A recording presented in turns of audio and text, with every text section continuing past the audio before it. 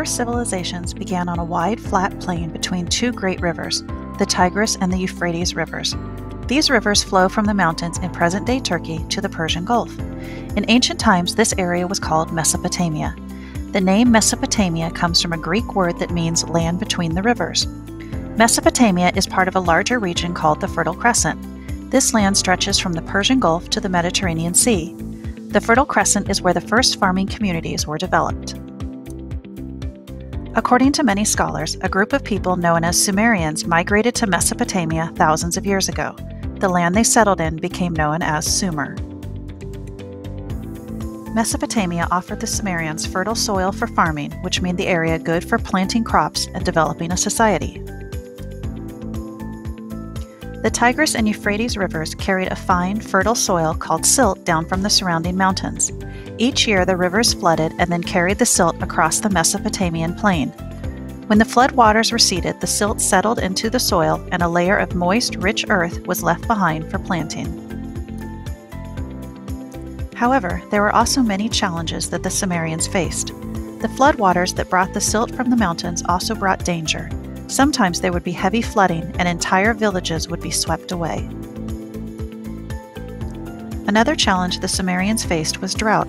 The land beyond the Tigris and the Euphrates rivers was desert. During the summer, the ground was baked rock hard by the hot sun, and the lack of rain would cause plants to wither and die. Additionally, strong winds would blow from the mountains and whip up dust and sand that would form into gritty clouds that turned day into night. Despite the challenges the Sumerians faced, they were able to turn Mesopotamia into a productive farmland by developing two new agricultural techniques for growing food. The first technique was irrigation. The Sumerians dug many miles of irrigation canals to carry water from the rivers to their fields during the long, hot, dry summer months. Irrigation canals allowed them to plant crops far from the rivers. The other technique that the Sumerians developed was a new way of preparing the ground for planting by using the plow. Before the invention of the plow, Sumerians had to use digging sticks to poke holes in the ground and then drop seeds into the holes one by one. This technique was very hard, slow work. At first, the Sumerian farmers pushed the plow along the ground and dug long, shallow furrows or trenches in the ground. It was much easier to drop seeds into the furrow than into small holes.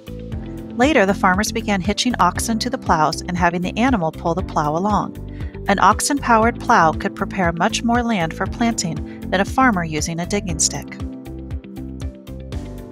As the agricultural techniques improved, the Sumerians were able to produce a food surplus. With a dependable food supply, the population began to increase, and villages that started as just a few mud huts grew into towns of neat mud brick houses. Around 3000 BC, the first cities emerged. Uruk was one of the first cities and had a population of about 40,000 people. Soon, other cities such as Ur, Lagash, Sippar, Nippur, and Babylon emerged and joined Uruk as the first Mesopotamian communities. As cities grew in size, they became powerful city-states. A city-state is made up of the city and the surrounding land and villages that it controls.